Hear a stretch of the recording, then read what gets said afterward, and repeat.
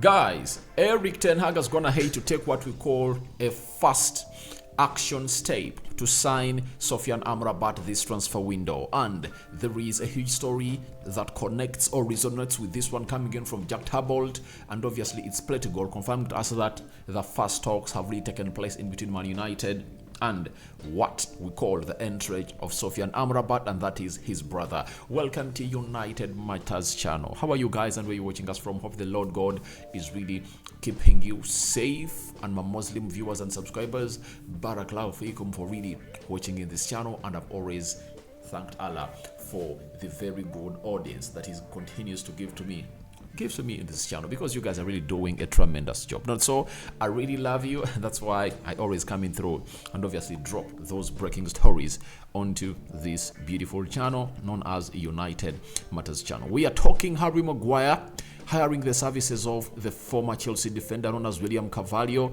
to set it that he really takes him to the levels of being a top world centre-back that can compete favorably at Man United, as rumors were really circulating around or bubbling around Old Trafford that he's set to lose his captaincy to Bruno Fernandes. And lastly, it's all about Victor Osimhen, a very huge story coming in from Napoli that has gone ahead to obviously confirm to us that Victor Osimhen is not for sale. Even if United has sacks and sacks of money, the president of Napoli has confirmed to us that Victor Osimhen is going to be one of those players donned into that white and blue jersey next season at Napoli. So smash the like button close to 400 times, and don't forget to subscribe to this channel so as not to miss out on stories that we do upload in here on a daily. Let's start it off with a story coming in from Jack Talbot, very close source at Man United, and is a chief football reporter, chief football correspondent for the transfer.com. Also works for the Times, Guardian Sport,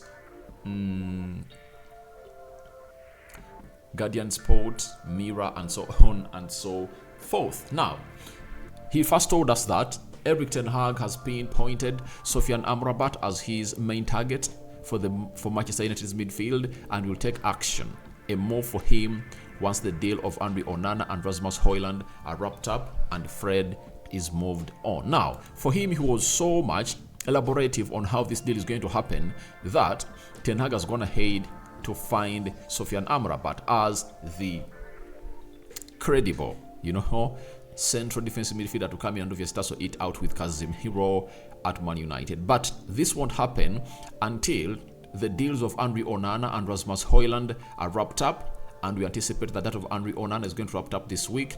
Then Rasmus Højlund might be wrapped up by the end of next week, as Ten Hag wants to travel with a trio of new signings, that is Mason Mount, Rasmus Højlund, and Andre Onana, to his tour in America. Now, that won't be enough, but United need to move on Fred to get in money, so to either they sign Rasmus Højlund. And United are so much happy that Fulham were not willing to pay the amount of money that United wanted. That United wanted. That was £25 million.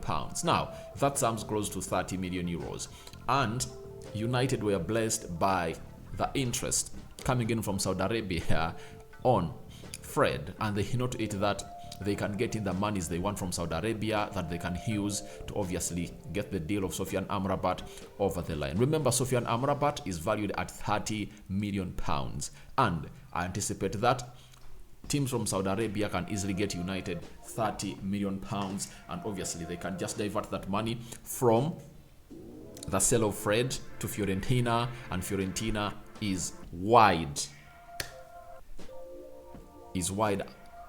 arms waiting for that money coming in from Man United to sign Sofyan Amrabat. They want to sell the player because they want money in at the club, and they anticipate that it's time to move him on. And Sofyan Amrabat is a very good player. He has gone ahead to obviously have connections with Erik Ten Hag before at Utrecht from I think 2015 to 2017, before Erik Ten Hag was named the manager of Ajax, that he went ahead to obviously take them back to the lost glory of playing into the Champions League semi-finals, and they only missed out to play in the final by failing to obviously defend well, because they came in London, beat Spurs 1-0, and at their stadium in Ajax, obviously it fell off as they scored 2 goals in the first half. Spurs came in through and obviously pulled 2 back, and then Lucas Moura came in through and scored the winner of the night. So that is exactly what happened when Ten Hag moved from Utrecht and left Sofyan Amrabat there. But Sofyan Amrabat moved to Feyenoord and very many other teams, and now he's playing for Fiorentina at the World Cup. He was the best central defensive midfielder. Liverpool had interest in the player, but they never really got the deal over the line. Barcelona have interest in the player, but Barcelona don't have the money to execute this deal.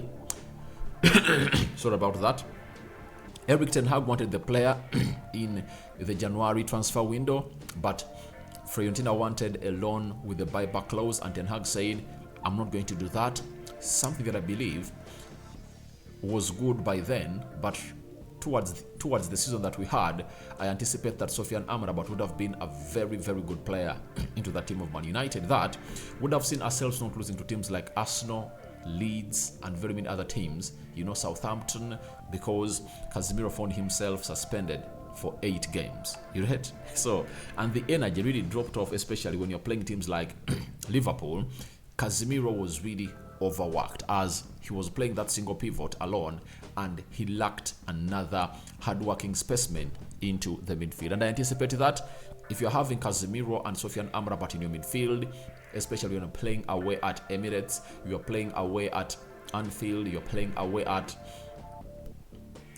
Stamford Bridge, Etihad, you can as well have these two in your midfield, and Sofyan Amrabat can play as a defensive pivot, and Casemiro might play a more advanced role of a number 8, as we've seen him that when he's playing into the advanced position of the pitch, he's really a different kind of player altogether, that he has no looks in him, he has shots in him, he has some good curling shots towards the goal, and he made 6 shots count the first season at Man United, meaning that if at all you bring in Sofyan Amrabat, you can as well have Sofyan Amrabat, Casemiro, maybe Mason Mount or Bruno Fernandes as your midfield 3, to see to it that you attack the side of City, Arsenal, Chelsea, Tottenham Hotspur, and very many other sides that are huge while playing away from home. So that is Sofyan Amrabat for you. Very good player, and Erik Ten Hag has taken action. And what action has Erik Ten Hag taken? This is Plenty Gold Credible Source coming in from Germany. He broke this story yesterday night, and he will bring it to you about Sofyan Amrabat. That first talks have taken place for Sofyan Amrabat to Manchester United. It could become a hot topic later in this window. United are monitoring Amrabat very closely. That is Plenty Gold coming in from Germany. He works for Sky Sports, and he has very good sources when it comes to credible agents, and credible journalists are really related. Now, first talks have been really held between United and the entourage of Sofyan Amrabat, and I think for this, it should be in between Fiorentina and Manchester United, as for the personal terms, all were agreed in January. United was talking to Sofyan Amrabat, and the brother also hinted that the deal failed because of what Fiorentina really wanted. It was all about a deal, all a loan deal with an option to buy that was really mandatory, that Ten Hag really said no to, because he thought that maybe money was there to go and get Declan Rice, they would get Caicedo, name it. But that has gone ahead to fail, and Ten Hag feels like, I'm not going to really put my hands down. I'm not going to stop fighting until the last date of the summer transfer, that is the 1st of September 2023. So, first talks have taken place. Let's wait and see how that is going to pan out. But more to this is going to be really given to us, as Sofyan Amrabat to Man United is a hot one, and I would love to see him at Man United. He's a very good player. He's better than Scott McTominay. He's better than Fred, and he can come in through and obviously put more pressure onto Casemiro. Now, ask yourself, if Casemiro has been performing to those levels without a competitor, now, what if a competitor comes in through and Casemiro knows that if at all he doesn't have a good game, Ten Hag is going to bench him and bring in Sofyan Amrabat, as it were, in the central defense, that whenever Harry Maguire had a bad game, guess what happened? Lindelof came on through, Varane came on through. And whenever Lisandro Martinez had a bad game, Luke Shaw came in through and played as a left-sided centre-back into that team of Man United. So I anticipate lots of things to happen in that midfield, because competition just goes ahead to sharpen these players. And let me tell you, iron sharpens iron. That is it. That is it. Quality complements quality. Now, if we've all agreed that Casemiro is quality, what if we get another quality player, Sofyan Amrabat, next to him to compete with him? Obviously, the quality of Sofyan Amrabat will complement the quality of Casemiro to see to it that we get the best out of the best of our central defense midfield. And these are signings that Ten Hag is going to make, and I anticipate that after Højlund, Onana, Sofyan Amrabat is next, before he might sum it off with signing Disasi from the Monaco side that plays in League One. Now, the search for the striker of Man United looks like has gotten a little bit of a transfer blow amid us not having money to sign Victor Osimhen, but the president of Napoli has gone ahead to confirm to us that this player is not for sale. This is what he said, quoted by Fabrizio Romano, that we will see Victor Osimhen wearing our shirt next season. That's for sure. Then, if a more than indecent proposal arrives, we will move on and find another top target, as we did with Kvaratskhelia and Osimhen. Now, to me, the door is still open for Victor Osimhen, because if a more than indecent proposal arrives, and to him, the president of Napoli, that is Laurentiis, a more than decent proposal is 150 million euros. That is it. That is close to 130 million pounds. It's really ridiculous that they are trying to sell this man this much, and it still lies into his hands if at all this player depreciates next season. Remember, PSG came in through with 100 million euros. It was really rejected by the Napoli president, and he wants 150 million euros. And when you look at the scope of the market, is there any team that come in through and obviously offer that ridiculous money? I don't see that team. I don't see that team, as most of the teams that would have gone ahead to pay that amount of money, they've gone ahead to spend a lot. When you look at Arsenal, they've gone ahead to spend 210 million pounds. You know, that means they can only stretch to spend 90 million pounds more, and that is going to come in after sales. Manchester United, the team I support, we've so far spent 60 million pounds on Mason Mount, and we are yet to have a very huge source, a very huge display or disperse of money to Inter Milan, 50 million pounds, and that will be 110 million pounds for Andre Onana. For Rasmus Højlund, it's going to be like 50 million pounds. That is 160 million pounds, meaning that after spending that amount of money and adding some 30 for Sofyan Amrabat, would have gone ahead to spend close to 200 million pounds, and spending 200 million pounds, that cannot allow us to go ahead and obviously sign Victor Osimhen, meaning that we are out of the queue to sign the player. Chelsea are focusing so much onto Caicedo, and Brighton wants 100 million pounds. Chelsea spending 100 million pounds on Caicedo, Nicolas. They won't be left with so much more to spend more on Victor Osimhen. PSG, unless otherwise they sell Kylian Mbappe early enough, like for 250 million euros, all 200 million euros, and I anticipate that PSG will have to cough close to 150 million euros. And I think that will be really ridiculous for them. They might go ahead and really find a different striker altogether to lay the line so to it that they use that money to really bail themselves out of the financial fair play restrictions or constrictions that they might have caused to themselves because of how the signings were of Neymar, Messi, and Kylian Mbappe. So I anticipate that he might stay. And the only way he's going to see himself being sold next summer is if at all he keeps the fire burning. He goes ahead to score some 20 goals in Serie A. That is it.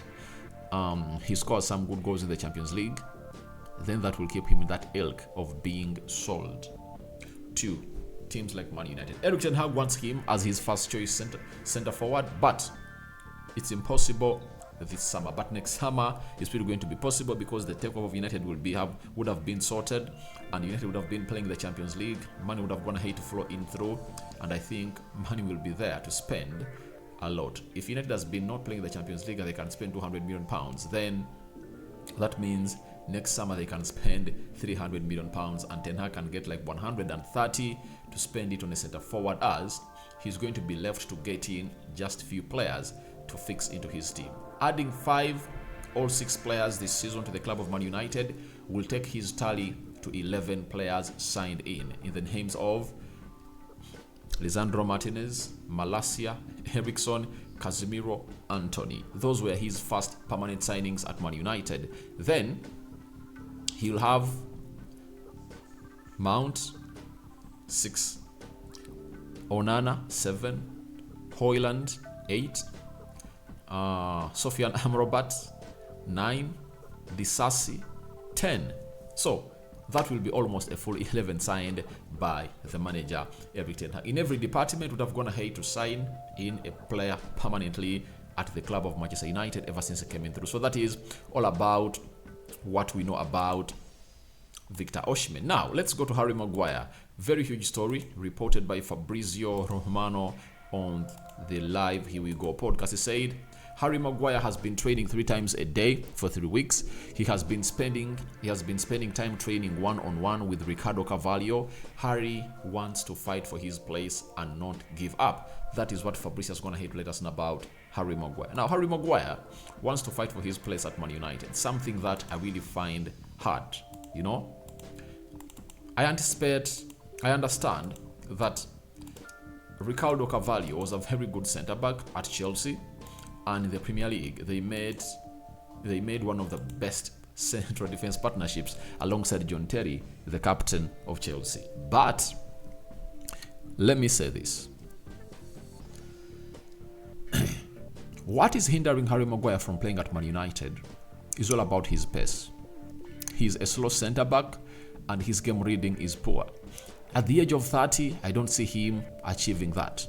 And Erik ten Hag wants to really offload him from the club of Man United. He wants him out. That's why I brought you a story, I think, on Saturday, that Ten Hag is ready to dethrone Harry Maguire off the captaincy and obviously surrender it to Bruno Fernandes, as was the captain of Man United for the entirety of the recently concluded season, where we finished 3rd in the Premier League, won the Carabao Cup, played in the FA Cup finale, lost to City by 2-1, knocked out by Sevilla in the UEFA Europa League quarterfinal. So when you look at Harry Maguire, I anticipate he has the urge to start Man United. He wouldn't love to leave Man United because in his queue of clubs that are really wanting to sign him, there is no club whose reputation is even a quarter way that of Manchester United. So Harry Maguire has found himself in a situation that is really so much disturbing, and he has hired the services of Ricardo Carvalho. But let's see, you cannot rule it out totally. Maybe Ricardo Carvalho would have gone ahead to improve him to become a more modern centre back, but I don't see that happening because Ten Hag has opened up talks with Disasi and wants to bring in another centre back at the club of Man United. That obviously boils out into a situation that Harry Maguire is going to be a 5th choice centre back with how many years left? With I think 2 years left on his contract at Man United. He needs to find himself alive. That's it. He needs to find himself alive after Manchester United and anticipate that if at all he doesn't move out of Man United, he might miss out onto playing in the Euros, as very many decent centre backs have really gone ahead to come in through, like the Colwells of Chelsea.